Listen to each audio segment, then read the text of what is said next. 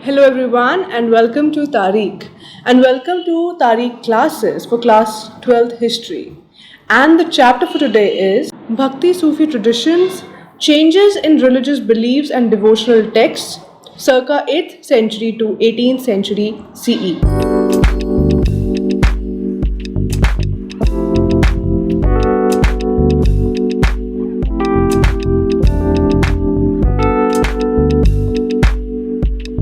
Fourth century CE के time पर we have seen subcontinent was dotted with monasteries and temples, and we also find textual sources from Purans about these devotional places.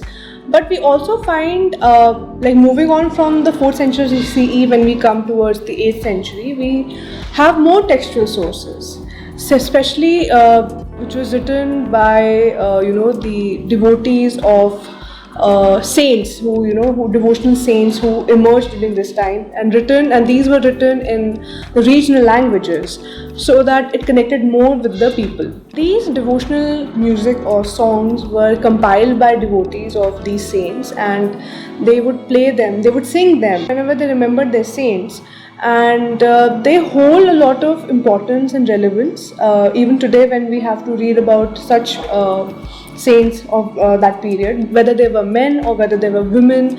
They came from different social backgrounds. That was a very revolutionary thing in that era. And we also find hagiographies. Hagiographies were basically biographies written of the saints or any religious figure at that time. So they though not very accurate, but they were also used to reconstruct history and how the devotees perceived these saints, whether they were men or women. So this we get to know through these hagiographies.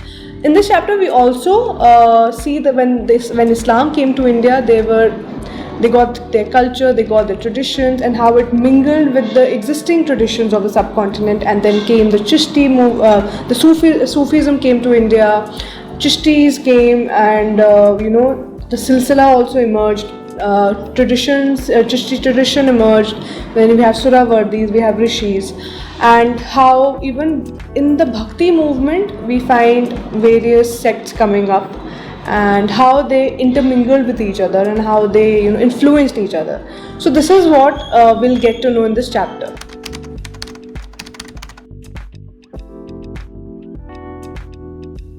The first topic is a mosaic of religious beliefs and practices, and what this talks about is that during the specified time period, which is from the 8th century AD to the 18th century,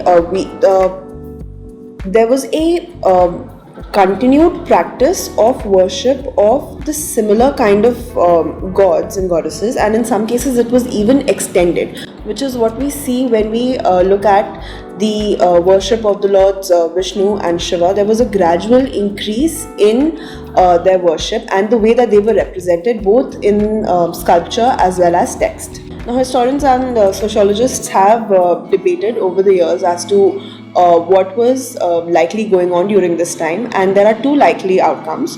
One is that जो आपके religious beliefs थे, Vedic practices were not really accessible to women and people of the lower classes, or who were not in the Brahminical fold. What happened during this time was that there was a simplification in language, and the knowledge of the texts were being spread through the word of mouth or through easily available texts to the section of society that till now did not have access to it. Once women and those of lower classes, particularly Shudras, but even otherwise, were able to gain access to this new knowledge that helped in the spread of the belief. This can be seen in the composition and compilation of the Puranic texts, which happened during this time.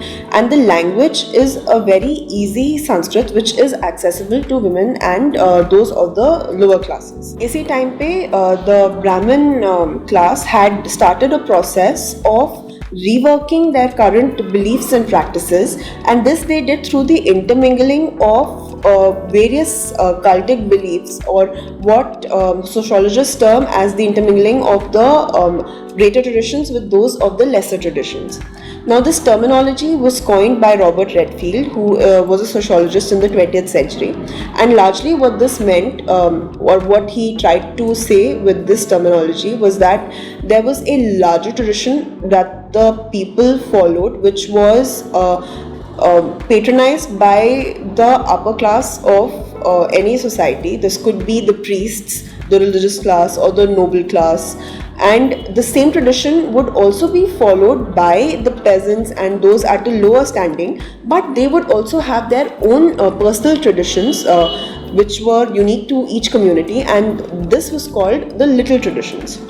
Now, there is some sociologists aren't very comfortable in using the terminology, because when you say little traditions, are you trying to say that those of the peasant class did not hold that much relevance? Which is not true. They were equally important, but it's just how they are used to signify that one was maybe patronized by people that had a lot of power in their hands, whereas the others were more driven by the emotions of the people who were regular people like you and I. इसी के example को अगर हम follow करें, and we take a look at Puri, जो कि ओडिशा में है, वहाँ के जो प्रिंसिपल डेटी हैं वो जगन्नाथ हैं, and Jagannath is considered as a form of Vishnu, and that is how the traditions were intermingled with the larger Vaishnav sect. Although in a way, Lord Jagannath is not considered as an avatar of Vishnu, but he is considered as a form of Vishnu, and the way that he was worshipped through maybe originally tribal societies, in which the image of the Lord was carved out of wood and replaced every year, that is still being followed, but it is also done in the name of Vishnu, which is who is part of a larger pantheon of Puranic gods. A similar practice is also seen in the assimilation of various local goddesses, and generally in peasant societies or local communities, goddesses were represented by an image where a rock or a surface was smeared by ochre. Ochre मतलब सिंदूर या फिर कुमकुम, और उसको वो local जो उनका deity होता था, गॉडेस, उनके नाम से बुलाते थे.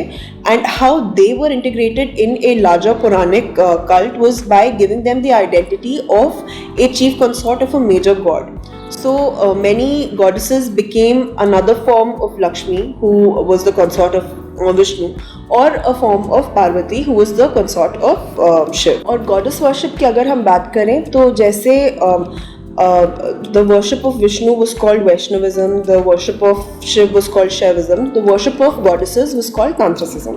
And this practice was generally open to all sections of society.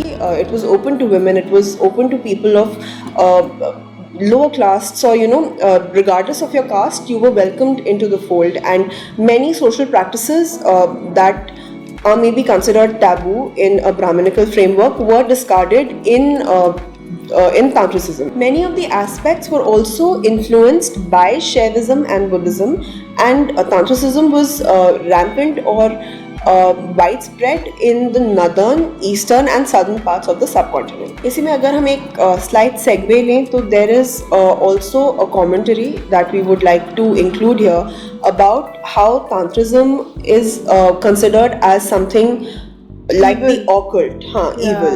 But it stems from the fact that the practice of Tantricism was not conformist in any way. सोचने की बात है, at a time when caste system was being propagated and women were not really included that much in the religious sphere. Not that women did not have a say in society, but when you consider the fact that women were still not accepted, it was not acceptable for the women to receive the knowledge of the Vedas.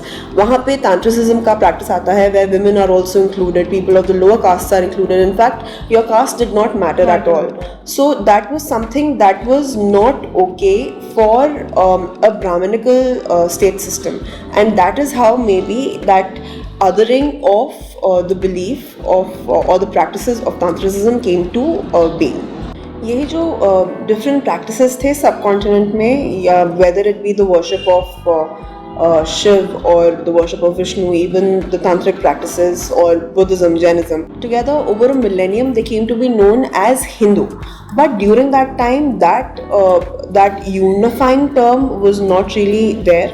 You were a follower, मतलब आप या तो ब्राह्मण थे या फिर कुछ थे, और आप या तो वैष्णव थे या फिर आप एक शिव के भक्त थे, ऐसा था. हिंदू टर्म इतना पॉपुलर नहीं हुआ था. It took a millennium for the word to sort of make its presence known. इसी के साथ अगर हम वैदिक लिटरेचर से कंपेयर करें तो the gods that were mighty during the Vedic times, whether you consider the god of thunder, Indra, Agni, Vayu, they became secondary characters during this time. And in the Puranic fold, मतलब वो दिखते थे, होते थे, but they were not as important as the heroes who were Vishnu, Shiv and the goddesses. इसी के साथ there might be stray mentions of Puranic deities, but not to the effect that they came to be known during the Puranic age, where मतलब उनका ना एकदम एक flourishing आप देखते हैं in their stories, जहाँ एक तरफ you see continuation of practices and intermingling of beliefs.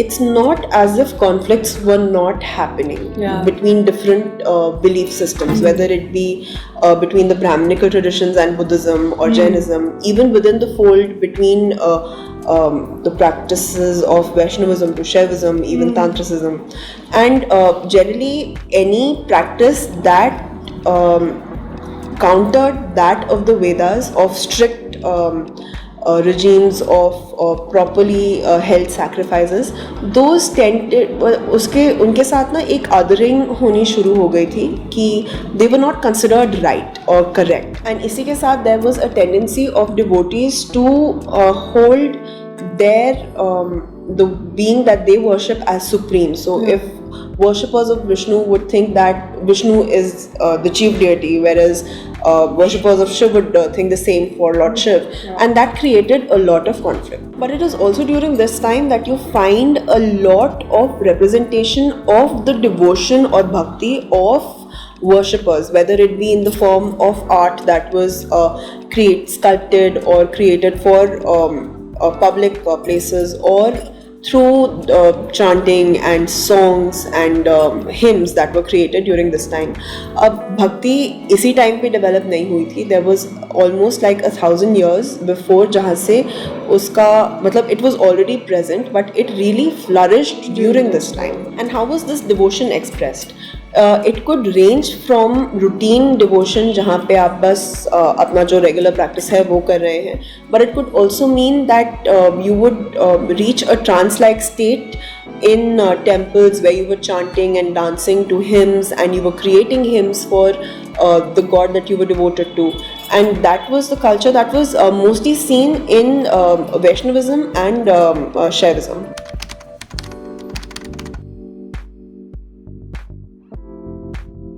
The second topic is poems of prayers, early tradition of bhakti. तो ये जो पोएट सेंस इमर्ज हुए तो इनके आसपास डिवोटीज भी आने शुरू हो गए, एंड देन वो कल्ट बन गए, and you have these devotees around them. Though Brahmins were very important because according to them and that period, they were considered as intermediaries between God and them. But women were also included. People from lower caste were included. It was a very, very diverse structure.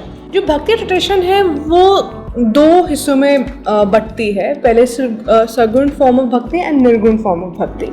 सगुण form of भक्ति में क्या होता है कि you have Alvars and Nayanars, and you have Vaishnavites and Shaivites, and you have Christian bhakti, and where you have with attributes, and nirgun form of bhakti is without attributes, where you worship God in its abstract form, that God is formless and he's one, that God is one and there's no form. तो वो निर्गुण form of bhakti है. Earliest bhakti movement 6th century में उसकी शुरुआत हुई थी. We have Alvars and Nayanars. Alvars worship Vishnu, Nayanars worshipped Shiva. And these poet saints, they wandered from place to place singing hymns in praise of their deities. They also recognized or identified certain abodes as the place chosen by for their deities, and later on temples were constructed there. बाद में even those temples जो ये hymns जो compose किए हुए थे during the time of these poet saints, they were sung and they became a part of the rituals of the temples. Even not only the deities were worshipped, these poet saints images were also kept and they were worshipped. Some historians believe कि जो अलवर और नयनस थे, इनका जो ये भक्ति tradition की जो शुरुआत थी, it was like a protest, a movement against the domination of the Brahmins and the whole caste system. Because when we look at the social structure of Alvas and Nayanas, you find people from various social backgrounds, whether they were Brahmins, they were farmers, they were artisans or peasants, and then women were also a part of it. So ये कहते हैं कि एक तरीके से एक movement थी उस वक्त. अलवर और नयनस को इतनी इंपॉर्टेंस दी गई थी कि कहते हैं कि उनके जो कॉम्पोजिशंस थे, they were as important as the Vedas. So one of the very important composition of Alvars, which is known as Nalayara Divya Prabandham, कहते हैं कि this was considered as a Tamil Ved, and the importance of this was equal to that of the four Vedas of Brahmanical Vedas, Sanskrit Vedas. तो उसको इतनी importance दी गई थी. A very striking feature of this bhakti tradition जो ये emerge हुई थी Alvars and Nayanas की, was that women were also a part of it. A very important woman who was a part of the Alvar system was known, she was called Andal, and उनके compositions जो थी वो उस time पे बहुत मशहूर हुई थी, and अभी भी कहते हैं उनकी compositions गाई जाती हैं. एक और है जो नयनर सेक्ट की से बिलोंग करती हैं, वो है Karaikal अमियार. She actually followed asceticism, like really strong form of asceticism, and she also composed hymns in praise of Lord Shiva, and she would wander from place to place. But these women, though they were very, they loved their deities, but they did not, follow. They did not become nuns, and their compositions and how they worship the deity, that kind of posed a threat or questioned the patriarchal norms of that time. Jo Andal thi, she believed that Lord Vishnu is her beloved, so she had that love for her deity. So this was a very, very striking features, because when we see the Brahmanical structure and how the Vedas were not supposed to be, the women were not allowed to learn Vedas, they were just told orally. यहाँ पे we see women who took part in the whole bhakti tradition, and they posed threat. They were seen as threat by the patriarchal system of that time. From the second half of the first millennium CE, I think between 6th century to 9th century CE, we have the Pallavas and the Pandyas. So उस time पे Buddhism and Jainism was actually it became very important and was holding ground during that time, and they drew patronage. Artisans patronized them, merchants patronized them. They also drew royal patronage. So a lot of these bhakti tradition जो कहते हैं, why it emerged in that period was because they wanted to oppose their domination. Buddhist and Jainism के जो stronghold थी, उस जो dominate कर रहे थे courts को, they wanted to oppose that. So a lot of hymns of these bhakti traditions, it actually opposes the domination of Buddhism and Jainism जो वहाँ present थे उस court के अंदर. And especially जो Nayanas composition होती थी, they opposed the other religious tradition. Competition होता था royal patronage के लिए उस time पे, and कहते हैं जो Chola rulers थे from 9th century CE to 13th century CE, they gave land grants to the bhakti tradition, people who belong to the bhakti tradition, Brahmins. Various Vishnu and Shiva temples were constructed. Chola Empire के time पे बहुत ही amazing temples construct किए गए थे, and we can see when we look at Chidambaram, we see Thanjavur, and we see Gangaikonda Cholapuram. So they all were constructed under the patronage of the Chola rulers. Spectacular bronze Shivas were also, part of this period during the Chola rulers. How they patronized this new era of bhakti tradition. both Nayanars and Alvars were revered by the Velala peasants. अब जब एक king है वहाँ पे and he sees that the agriculturalists or the peasants were the backbone of the society even today and even during that period when the kings were there. So when peasants are supporting these sects, so ज़ाहिर सी बात है the rulers also wanted to show their support to them so that somewhere the peasants will support the ruler. So they would construct temples as we know, and hymns were also sung in these temples in the language spoken by the people. Especially जो ये royal patronage के under जो temples बनाए गए थे तमिल में ही hymns वहाँ पे गाई जाती थी. So इससे क्या होता था कि the king was able to also garner support of the peasants and the local people.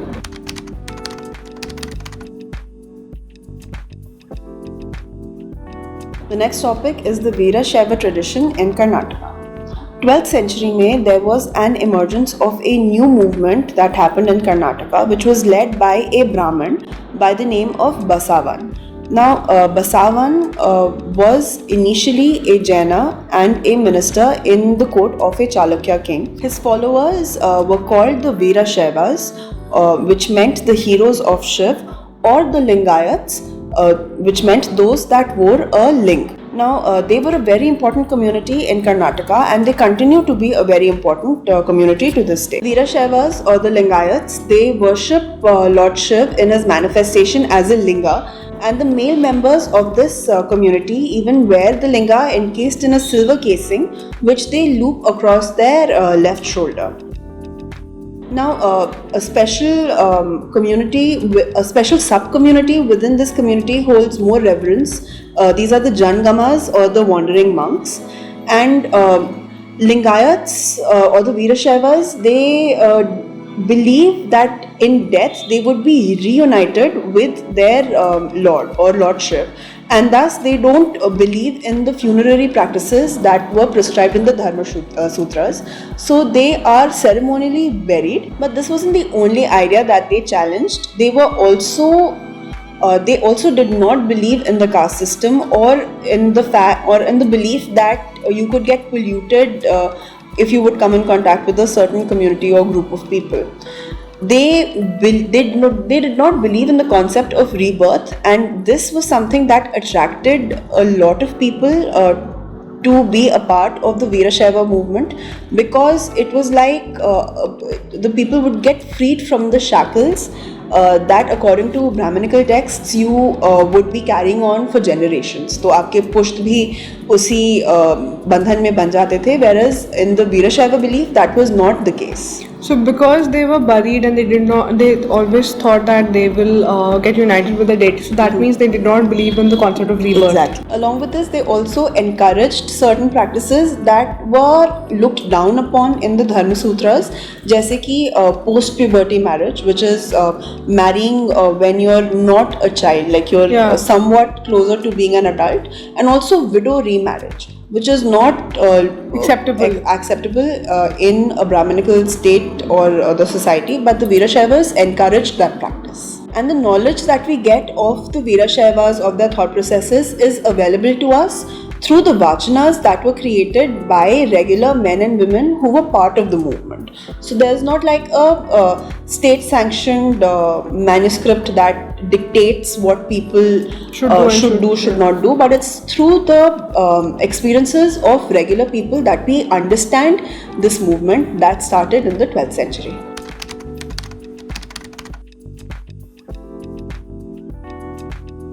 Religious ferment in North India.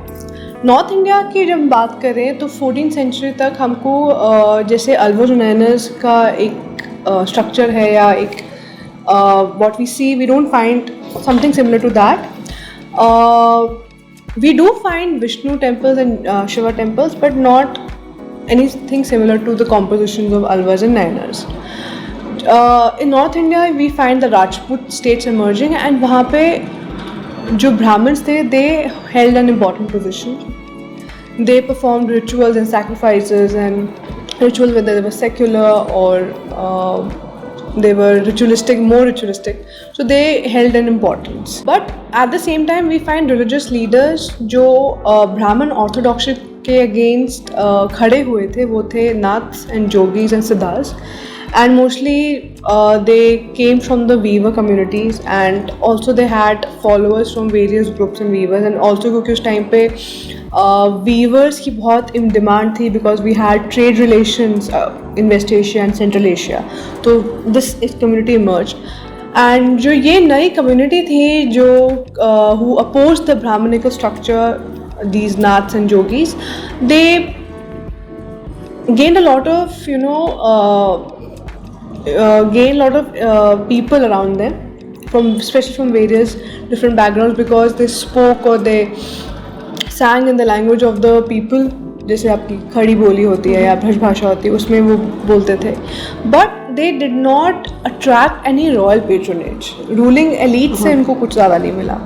एक और चीज़ जो इस वक्त नॉर्थ इंडिया में हो रही थी was the coming of the Turks आए तो दिल्ली सल्तनत की इजाद हुई, साथ ही साथ सूफीज़ आए, सो सूफीज़म केम टू सब continent, they mingled with the existing culture of the subcontinent, and इससे नई नई चीज़ें आनी शुरू हो गई, and somewhere they posed a threat to the existing Vedas or the caste system.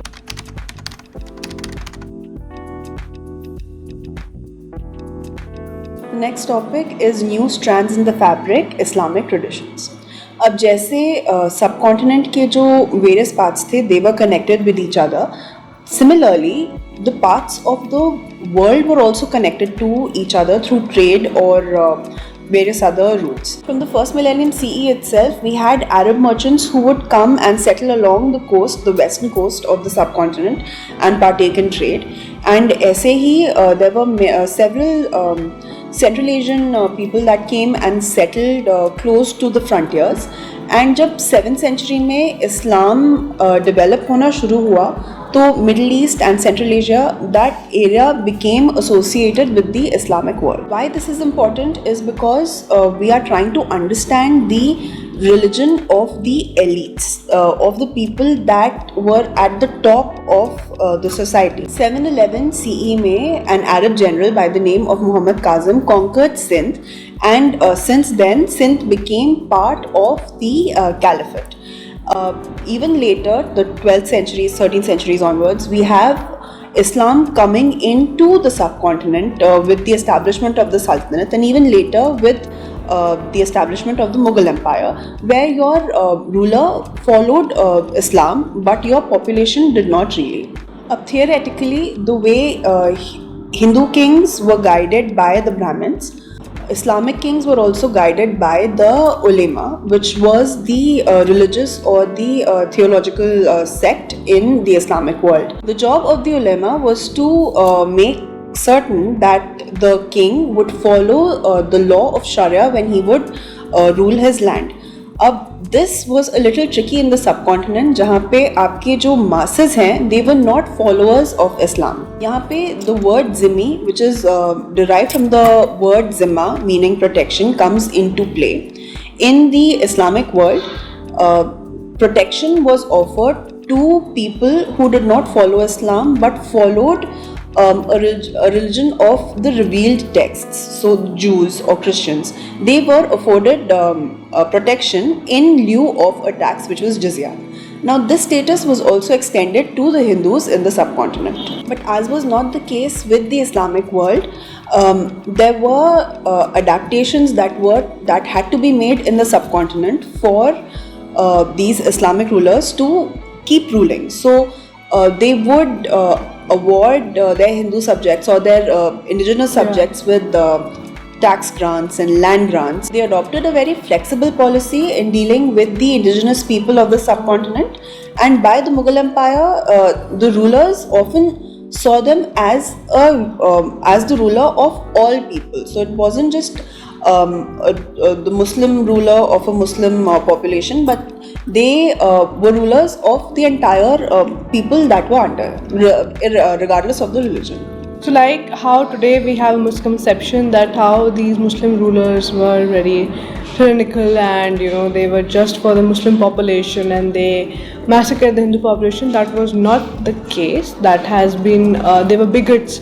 So that is just painted in the recent years. But whenever these kings came to the subcontinent, they were, because the Hindu people were in majority, and they never wanted to mix religion with the state. So they adopted certain policies that would not just cater to their Muslim subjects. So they did not consider them as the rulers just of the Muslim subject, but everybody. They though jizya was there, but then during the time of Akbar, as we see that it was removed, it was abolished from the subcontinent. People were equal in in the eyes of the law of the Mughal Empire. Various misconceptions have been a part of today's world, and it would be advisable to read books that are authentic, and not just what has been passed on from generations, just spreading hate. In effect, subcontinent में these Islamic rulers offered a very flexible policy when they dealt with the local population, awarding several land grants and several tax exemptions to people from the Hindu community or the Zoroastrian community or the Jew community, and that was awarded to all. Akbar also participated in it, and Aurangzeb also participated in it. So there wasn't this thing ki one ruler was anti-Hindu or something like that. No, they gave a lot of grants. They had a lot of tax exemptions done to the various communities. They also treated the other community with a lot of respect, whether it be jogis or just revered people from another community were also given a lot of respect by Muslim rulers and by the Mughals in particular. But Islam was not just practiced by the elites in the society.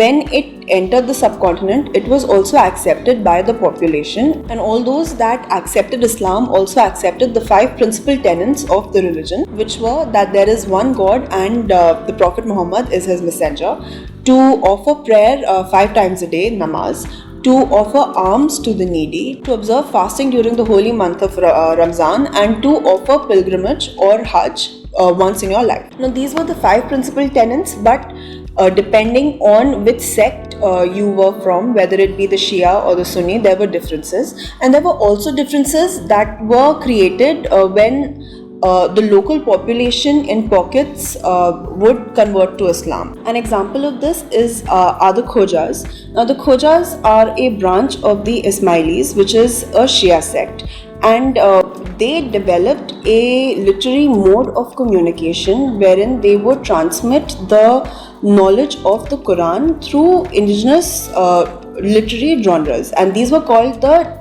Jnana, which was derived from the Sanskrit word Gyan. They would also sing devotional songs in local languages like Punjabi, Multani, Sindhi, and that was done through during different time of the day. Similarly, the Arab Muslim traders that settled along the Malabar coast, they adopted a lot of local traditions like matrilineal and matrilocal residence along with the local language of Malayalam. This intermingling of local traditions with a universal religion can also be seen in how places of worship were built, how mosques were built. Now, there are some features of a mosque which are universal. For instance, the mosque will always face towards Mecca, which is in the west. The placement of the prayer niche or the mirhab is going to be towards the west, and it will not change. The placement of the minbar, which is a little tower that is accompanying mosques, will also not change. But then there are certain variations in how the structure is made. So the shape of the buildings or the roof or the walls are going to be influenced by the local traditions. Like for example, we don't always find a dome based mosques. Especially in Kerala, we have the Cheraman Mosque. Yeah. We don't find the dome over that mosque.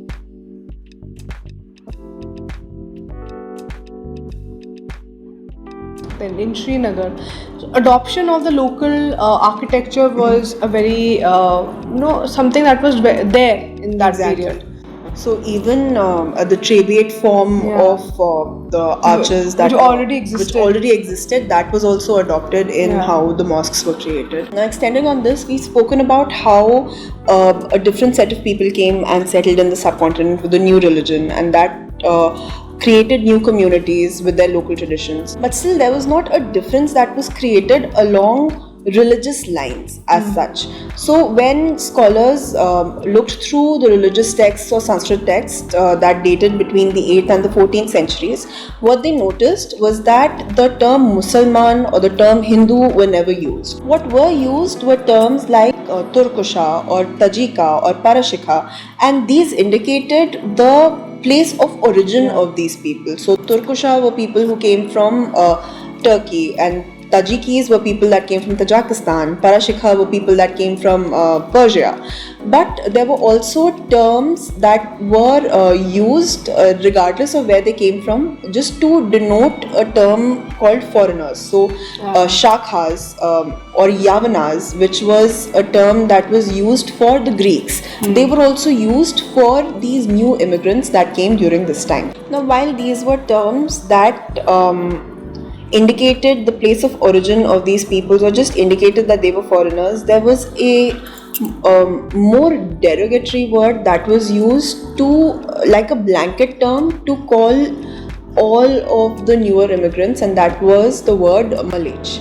And what this basically meant was that these people do not observe the traditions of the Sanskrit practices, and they speak in a language that is not derived of Sanskrit. So what this shows us is that while there was an othering in labeling people, there was not a divide that was based on religion. So it was based on your geography, maybe, of dividing people into the places that they came from, the languages that they spoke, but not based on religion.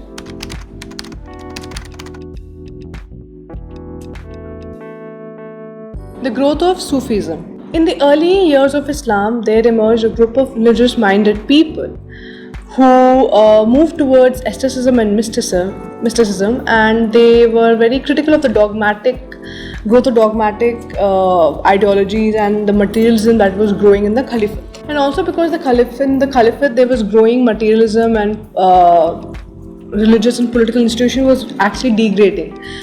So they were also critical of the dogmatic ways of interpreting the Quran, and that was adopted by the theologians of that time. And these Sufis said that to understand Quran, it should be done by listening to his commands, and to also follow the example of Prophet Muhammad, who they considered as the perfect human being.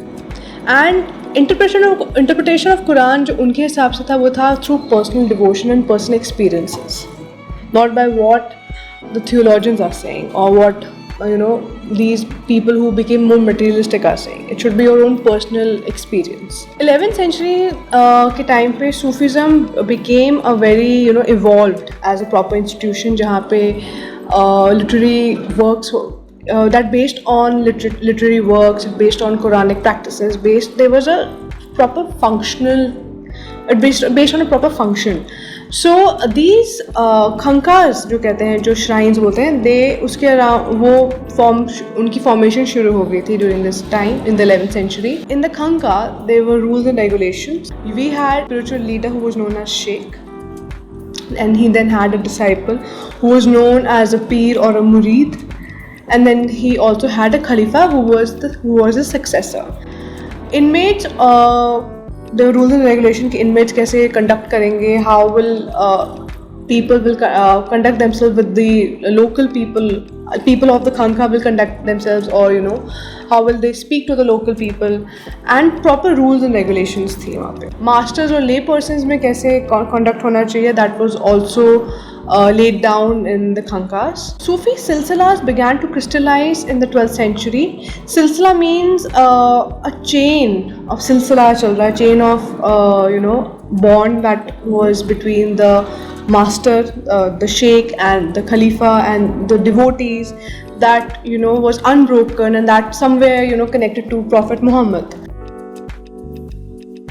inmates who wanted to be a part of the Khanqa or the Silsila, they were supposed to follow certain rules. The two of them were that they were supposed to wear patched garments and they were supposed to shave their heads off. ये जो सिलसिला था, ये जो एक unbroken chain थी, उसके through he spiritual paths were transferred to the devotees, to the people who came to and who seeked blessings and who revered them. जब भी शेख या सूफी सेन की डेथ होती थी तो उनके लिए एक दरगाह बनाया जाता था and this was a place this used to become the place of worship. लोग यहाँ आके ज़ियारत करते थे, pilgrimage होती थी इन दरगाहों में and especially during the time of the anniversary, जो death anniversaries होती थी सूफी saints की, because जिनको हम उर्स भी बोलते हैं, because कहते हैं कि whenever a Sufi saint dies or he leaves the soul leaves his body, it gets connected, it becomes one with the Almighty, and that is celebrated because he is very close to the Almighty. People visit these dargahs to seek their blessings for material gain or spiritual gain. Thus, cult of the sheikh or started to evolve and start to form, and these sheikhs are also known as walis. Some mystics they initiated movement based on the radical interpretation of Sufism. They scorned medicancy. They scorned the Khanqa. Many scorned the Khanqa and they got attracted towards medicancy, and they moved towards asceticism in a way that was looked down upon various people. So they took extreme asceticism, and they were known as Kalandaris, they were known as Madaris or Haidaris. So many of them, because they defied the Shara, they did not follow rules, they came to be known as Beshara instead of Ba-Shara. Like Besharam, and where you have Sharam is Ba is used. तो काफ़ी बार होता था कि ये जो mistakes होते थे, Kalandaris, they wore iron chains around their necks. They walked on on the floor that was covered with hot coals. So these were and they sometimes would walk naked also. So they did not conform with the society, also with various rules of Sufis.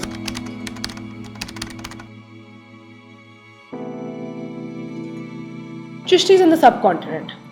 जब Sufism India आया, so we have various sects or schools of Sufism. We have the Chishtis, we have the Suravardis, we have Rishis, we have Kalandaris. But जो सबसे ज़्यादा important और popular हुआ था वो चिश्तीज़ थे. और जो चिश्तीज़ थे, it started actually from Khwaja गरीब नवाज जो अजमेर में है.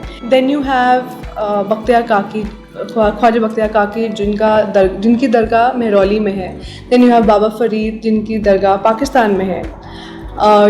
उनके बाद आए अपने बहुत ही मशहूर, all thanks to the movies, Hazrat Nizamuddin Auliya. Then you have Naseeruddin चिराग दिल्ली. तो ये पूरा चिश्ती सिलसिला था, एक चेन था which was unbroken and through which spiritual paths were transferred to various khalifas of the Chishti movement. The Khanqa was the center of social life.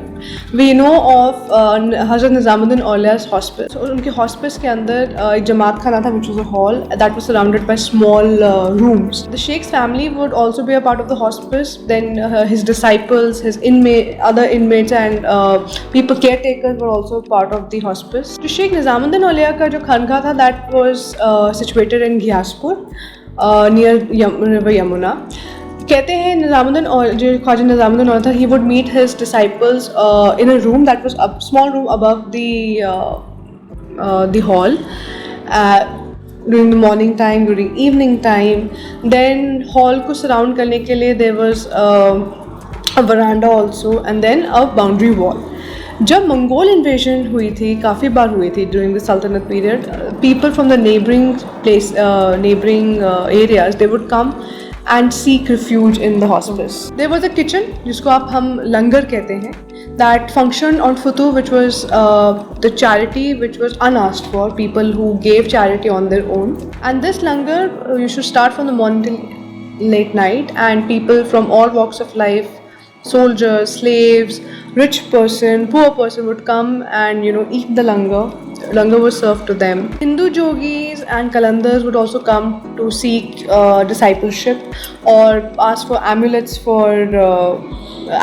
or would ask the sheikh to intervene in a situation that was problematic for them. So they would come and ask for his blessings, they would come ask for his assistance. And जो और भी बहुत important लोग थे उस time के who visited the sheikh were Amir Hassan Sizzi, and then we have Amir Khusro, Ziauddin Bardi, who was a very important historian during the Sultanate period. They also came and visited the Sheikh and they wrote about him. And there were several practices adopted whenever people came, and people who were part of the Khanka, where you would come and bow in front of the Sheikh. You were supposed to offer water to the visitors. Initiates were asked to shave their heads off. Yogic exercises were also adopted. So in a way, you can see how they're trying to imbibe the local traditions, how they're mixing with the local traditions. और कोई भेदभाव नहीं होता था. People from all religions, from all walks of life came and seeked his blessing. Sheikh Nizamuddin Aulia had appointed various khalifas and they had asked them to construct the hospices in the entire subcontinent. तभी जो ये शिष्य सिलसिला है वो spread हुआ subcontinent में, and it also attracted various initiates and various people around it, and they came there to seek their blessings. Like we have Nasiruddin Chirag in Delhi, then we have Gesu Daraz in Gulbarga. So ये सारे hospices आने की वजह से उनकी जो teachings थी वो spread हुई. ज़ियारत को हम pilgrimage कहते हैं, and this is done by people of the various religious groups, especially during the time of Urs, to the dargahs, and which became a very important part of the subcontinent and the Muslim world to do ziyarat to these Sufi saint dargahs. सबसे important कहते हैं जिनको popularity एक और जो सूफ़ी Saint थे वो थे ख्वाजा मोइनुद्दीन चिश्ती. ख्वाजा मोइनुद्दीन चिश्ती के बारे में और भी लोगों को इसलिए पता चला क्योंकि we have heard his song in his praise called Khwaja Mere Khwaja. तो ये उनकी इम्पोर्टेंस बहुत थी. People came from all walks of life and paid respect to him, and even today people visit his dargah. People also visit these dargahs to seek blessings and barakat ke liye, for material gain or for spiritual gain. The earliest textual reference to Khwaja Moinuddin Chishti comes in the 14th century. Muhammad bin Tughlaq, who was the second Tughlaq ruler of the Delhi Sultanate, was the first ruler to pay his visit to Khwaja Moinuddin Dargah to the Garib Nawaz. But he was not the one who constructed the shrine, the dargah. It was Ghiyasuddin Khalji of Malwa who had constructed the shrine, and also because जो उनकी strategic position ऐसी थी कि that was between Delhi to Gujarat. So a lot of travelers from Delhi had to pass through this dargah. So that is why it grew, it became more popular and it attracted more followers. By the 16th century, the shrine or the dargah of Khwaja Moinuddin Chishti became even more popular because I think जो pilgrims जाते थे उनकी singing इतनी मशहूर हो गई तो कि the third great Mughal emperor Akbar also visited the shrine. कहते हैं during his lifetime he visited Khwaja Moinuddin Chishti's dargah 14 times, sometimes 2-3 times in a year, to seek his blessings for a vow that he took, or for his sons, or to win in a battle. The last time that he visited was in 1580. कहते हैं कि जब fulfillment of vow के time के और blessings जब उनको मिलती थी तो he had donated a huge cauldron, which is a deg, so that large amount of food can be prepared for the pilgrims. He also constructed a small mosque within the compound of the shrine. Also part of the ziyarat is the use of music and dance to evoke ecstasy and singings by the qawwaliyan hoti thi, and trained people who would use music to कहते हैं ना कि समा बांध लेते थे उस time पे to evoke ecstasy and to speak or chant name of the Almighty. मतलब हम जो जिक्र करते हैं नाम Almighty का, and then वो एक समा बन जाता है. It becomes very people, they just get attracted to it.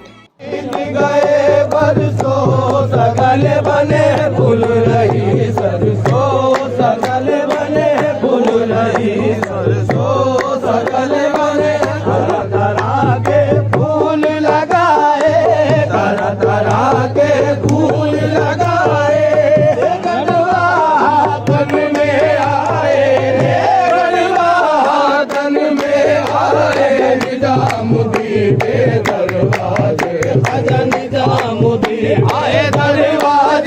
आजा निजामुद्दी के दरबार में, आजा निजामुद्दी के दरबार में।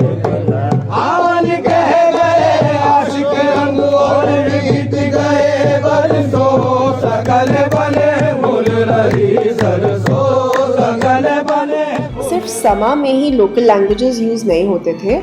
चिश्ती सिलसिला जो कि the strong hold of which was in Delhi, they would converse in Hindavi, which was a language of the locals. Yet other saints like Baba Farid wrote in local languages, and उनके जो hymns हैं वो गुरु ग्रंथ साहिब में भी incorporate किए गए हैं. And then in many other instances the saints would write stories, and they would write their hymns in local languages, and they would also use human love or the love between lovers as an allegory for their love with the Almighty. Now these long poetic compositions were called masnavis, and one prime example of such a masnavi was the work of Malik Muhammad Jiazi, which is called Prem Akhyan Padmavat. It revolved around the romance of Padmini and Ratan Sen, who was a king of Chittor. And जो उनके बीच में जो उनके trials and tribulations थे, those were supposed to highlight the journey of the soul towards the divine. ये compositions generally समा के टाइम पे गाए जाते थे, but this wasn't the only genre that was available during this time. एक नया जॉनरा डेक्कन की तरफ ओरिजिनेट होना शुरू हो गया था around the town of Bijapur, Karnataka में. And these compositions were written in Dakhini, which was a variation of Urdu in the Deccan area. And these short compositions they were of a devotional nature, of a divine nature, but they were sung by ordinary people and mostly by women while they were doing the work. So they had a variety of सब-genres within this category as well. कुछ लोरी नामा या फिर lullabies की तरह होते थे, कुछ शादी नामा या फिर wedding songs की तरह होते थे. Now it is very likely that the Chishti saints that popularized the Dakhini compositions inherited this practice from the vachanas that were created by Lingayats, and also the works of the Abhangs, who were sons of Pandarpur. And this is something that helped in the spread of Islam in the subcontinent, because it made it very accessible to the lay person. If you guys have heard various, Sufi songs, the qawwal, जैसे ये जो गाने हैं प्रेम अखियाँ, अगर आपने असली में भी सुने हैं, so I mean they're really very it attracts you. They attract you. Like you have very famous song छाप तिलक सब छीन ली तो से नैना मिलाई के. Then you have आज रंग है माँ, which is very again popular Sufi song. Then एक अमीर खुसरो जी ने लिखा था निज़ामुद्दीन औलिया जी के, जो he was very dear to him, and he was also in the court of Alauddin Khilji. तो उन्होंने लिखा था सकल बन फूल रही सरसों. मतलब उन्होंने कहते हैं कि ये हज़रत निज़ामुद्दीन औलिया उदास थे तो अमीर खुसरो गाने लग गए थे उनको चीयर अप करने के लिए. एंड ये जो सकल बन फूल रही सरसों इज संग during the time of Basant Panchami, and ये हिंदुओं का त्यौहार है, and how they imbibe that in their own culture, in their own Sufistic culture. It's very you feel very nice looking at it. You feel that this is a part of की जो कहते हैं गंगा जमनी तहजीब का एक हिस्सा है. Then there's a very famous song कहते हैं एक और है कन्हैया के ऊपर, जो कि इन श्राइन सूफी श्राइन्स में गाया जाता था. तो coming together of two cultures, it's not very difficult. So this is what it symbolizes, these traditions they symbolize.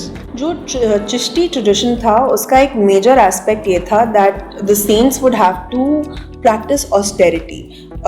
They would try to keep themselves separated from worldly affairs, but it was not really realistic or even possible for them to separate themselves completely from political power, because जो चिश्ती खानकास थे, they would survive on donations, and the political class or the political powers would also make donations to the khankas. The Sufis accepted unsolicited donations from the political class, and the political class would also set up charitable trusts that would ensure a steady flow of some form of an income to the khanqahs. But जो Chishti saints थे, they would not really believe in the concept of hoarding.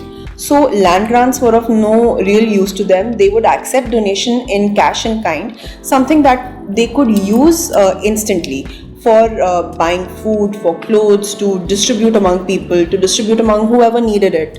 So that is एक transparency थी Sufi saints के साथ, and that is something that really attracted the masses because you saw an honesty in the saints, and this is something that the political class would really want to capitalize on, and they wanted to do something for the Sufi saints ki matlab in a way that they would look good to the masses. But in the same vein, they would also want acceptance from the Sufi saint, like एक वो मोहर लग जाती थी कि because people, the masses, were attracted to the Sufi saint, Exactly. and they loved him. So in a way, to attract the masses towards the ruler, wanted Yeah. to have that kind of relationship with the Sufi. So if the Sufi saint accepted the ruler, then the masses would also in turn do the same. Yeah. But that was not as easy as said, because the Sufi saints would still try to maintain a distance with the political class. While they would accept donations, they would still try to maintain distance from them. Many times they have escaped meeting the sultans. Whenever the sultan would want to have meet him, especially Nizamuddin Aulia, he would escape, or he would not. He would avoid meeting. Yeah. So this is something that really attracted the local masses to the saints. The kings would also seek out the Sufi saints instead of the ulema, because the ulema were very theocratic, and they wanted to and they wanted the kings, and especially the Turkish kings, to rule according to the Sharia. But that was not really feasible because जो आपकी population है, they aren't followers of Sharia. So how can you impose something like that on them? And this is when the Turkish rulers specifically turned towards the Chishti saints, who gained authority directly from God and not through some interpretation of something somewhere. That was which was the case with the ulema. Contributing to this was the added air of mysticism that surrounded the Sufi sheikh, and the aulia was believed to perform miracles, to heal people, to if you had any problem, the saint would make that problem go away. So that is something that attracted a lot of people, and it's no wonder that a lot of the Turkish sultans as well as Mughal emperors, they chose to have their final resting places close to Sufi shrines. For example, one of the later Mughals, Muhammad Shah Rangila, who was the ruler of, who was a Mughal ruler during the time of, when Nadir Shah invaded India. His resting place is inside the compound of Sheikh Nizamuddin Aulia's Dargah. Yeah. Then you have a Mughal princess Jahanara, she was the daughter of Shah Jahan. Her resting place is also there. Yeah, and Humayun's tomb is also very close to Nizamuddin Aulia's. Because they chose that place to be very close to the Sufi saint. But despite the adoration, there was also a certain amount of conflict between the Sufis and the sultans, because both of them commanded a lot of respect, and both of them had practices that they would expect their followers to do. So prostration and touching the feet, and the Sufi saints also had a very long title that was given to them by their worshippers, and that is something that often created a conflict with the state. But many a times these conflicts between the sultan and the sheikh are a part of folklore. That is also. Yeah, so we don't have historical evidence or that we would trust, but we have folklore tradition, Like popular tradition. yeah, popular tradition. It's not written, it's not very authentic.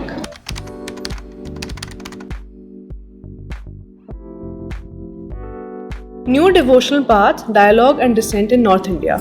So during this period, various poet saints emerged, who kind of engage in explicit and implicit dialogue, with the changing society, with the changing ideas. And one such really important example is that of Kabir, who was a poet saint in the 14th-15th century. Verses ascribed to Kabir have been divided into three kind of sections, three overlapping traditions. The Kabir Bijak is preserved by Kabir Panth. कहते हैं वो वाराणसी या किसी part of Uttar Pradesh में preserved किया गया है. The Kabir Granthavali is prescribed in the Dadu Panth, which is in Rajasthan, and some of his verses are being, preserved in the Adi Granth Sahib. All his manuscript compilations have been written, have been composed after his death, and they have, spread across various regions of the subcontinent, whether it was Bengal, it was Gujarat, it was Maharashtra. हर जगह उनकी जो verses थे वो उस जगह पहुँचे. His verses have been preserved, have been written in various dialects and have been spread in various languages. जो सबसे ज़्यादा जो उनकी जो आप देखेंगे तो वो आपको संत भाषा दिखाई देगी उनके वर्सेस में, जो लैंग्वेज यूज़ की गई है, या उल्टी पुल्टी कहते हैं क्या उसको बोलते हैं, उलट बंसी, मतलब अपसाइड डाउन लैंग्वेज की जो आप देखते हो उसको उल्टा आप मीनिंग निकाल के उसको आप वर्सेस में लिखते हो. मतलब basically to tell you about the ultimate reality of life, that how difficult life is. He had paid a lot of importance on that, like the lotus which blooms without a flower, or fire raging in the ocean. So these are opposites, complete opposites, like very philosophical terms, but they don't really make sense. But that's what life is. Exactly. Doesn't make sense. Very striking feature about Kabir was that he drew from various traditions while describing the ultimate reality.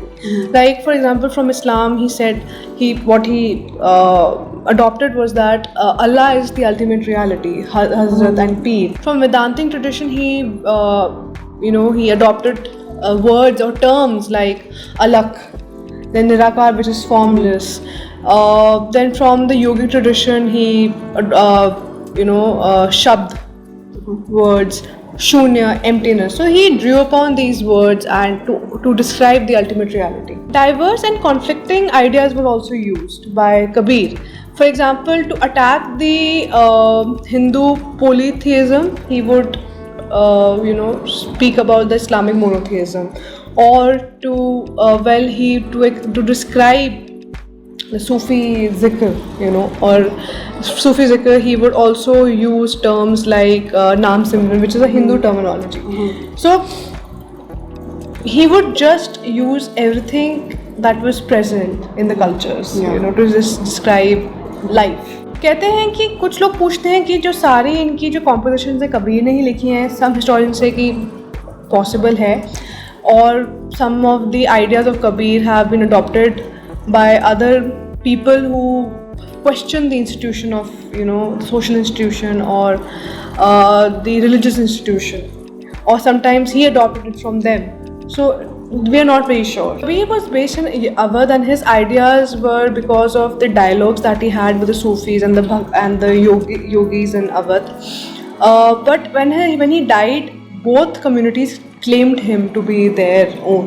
When he died, कि Hindus came ये हमारे हैं, Muslims came ये हमारे हैं. तो अभी भी he's revered by both the communities, and most of his compositions were composed in the 17th century. 200 years after his death. So his ideas were kind of adopted in the compositions, or there's a possibility that those compositions were उनकी इजाद थी वो compositions, but we are not very sure. Historians are not very sure. Hagiographies within the Vishnu Vaishnav sect, they tell us that Kabir was born Hindu and was adopted and raised by Muslim parents who were of a very low caste, who were of a lower strata in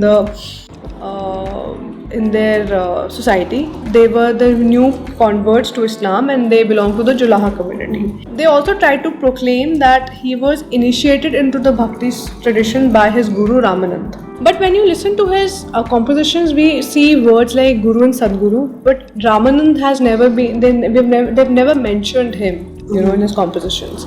So we're not very sure whether they were contemporaries, or whether Ramanand was his guru. We're not very sure about it, but we get to know that he was revered or very much by the people, especially after his death. निर्गुण form of भक्ति की जब हम बात करते हैं तो one of the saints is of course संत कबीर, और जो दूसरे हैं वो बाबा नानक हैं. Now Baba Nanak was born in 1469 to a Hindu merchant family in Talwandi.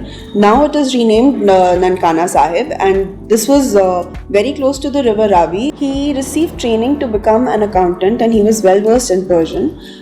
बचपन में ही he was very young when he got married, but despite that he spent his time with the Sufi saints and Bhakti saints, and he also traveled widely. Baba Nanak या गुरु नानक का जो message है वो उनके compositions में clearly दिखाई देता है, and really championed the Nirgun form of Bhakti.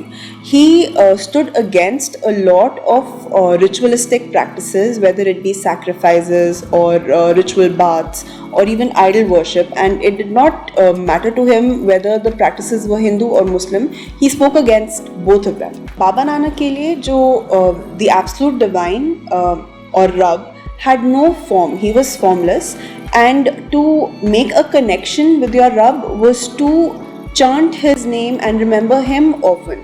And his compositions would be sung, and locally Punjabi भाषा में उनको शब्द कहते थे, and he composed a lot many shabads, and this he sung to the tune of several ragas. And जो उनके companion थे भाई मर्दाना, he would play the rabab while Guru Nanak would sing his compositions. Baba Nanak organized his worshippers into a community, and he also set up rules for congregational worship, which is also called sangat. This included a collective recitation of the Lord's name, Namja. He also appointed one of his disciples, Guru Angad, to become the next Guru, to become his preceptor, and this is a practice that followed for nearly 200 years till the last Guru, Guru Gobind Singh. Now, although Baba Nanak organized his worshippers into a community, he did not want to create or start a new religion, but after his demise, his followers organized themselves into a separate identity which was different from the Hindus and the Muslims. The fifth preceptor, Guru Arjan Dev Ji, he compiled the works of Baba Nanak along with the next 4 successors of Baba Nanak, and along with several hymns from saints like Baba Farid, Kabir Das Ji, Rai Das Ji, and that formed the basis of the Guru Granth Sahib or the Adi Granth Sahib, which is the holy text of the Sikhs. Now these hymns are called the Gurbani, and they are written in many languages. 17th century में the 10th Guru, Guru Gobind Singh Ji, included the works of the 9th Guru, Guru Tegh Bahadur Ji, into the Granth Sahib, and then he called it the Guru Granth Sahib.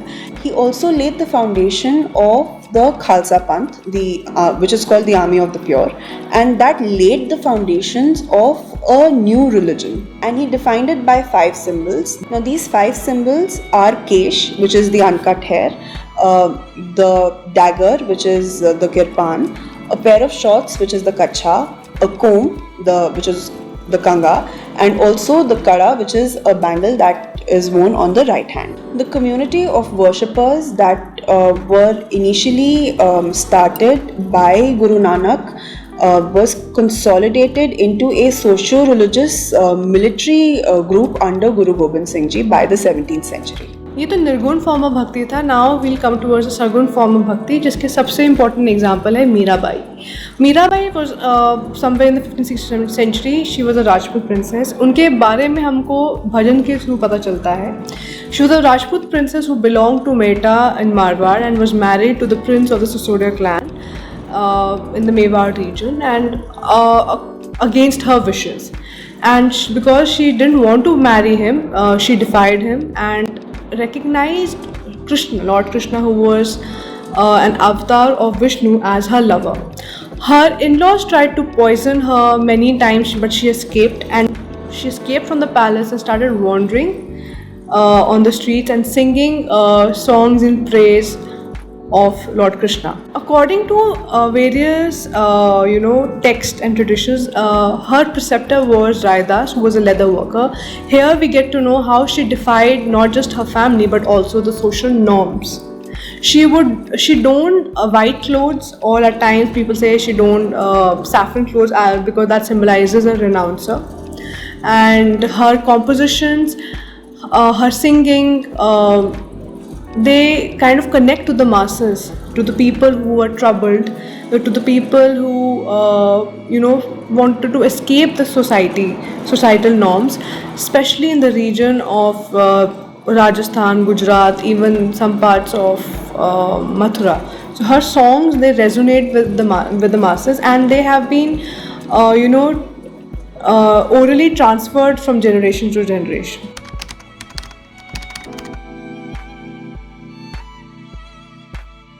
Reconstructing histories of religious traditions. So, historians, they get to know about religious traditions through various sources, whether it's a sculpture, architecture, or textual sources of various saints, or of various Sufi saints, or saints Alvars, of saints of who belong to Alvar community or Naina community. But whenever these text sources, like ranging in different languages, ranging from the direct language of the Vachanas, of the Vasavanas, or more ornate Persian language that was a part of the Mughal court. So these are the various sources through which you reconstruct religious traditions or the architecture. But to understand the architecture, you need to know the background of the king who constructed, or the time when it was constructed.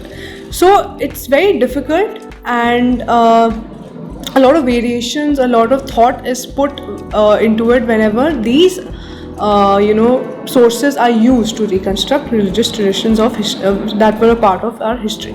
That's it for today. I hope that you have liked today's episode. Please like, share and subscribe, and keep watching Tariq.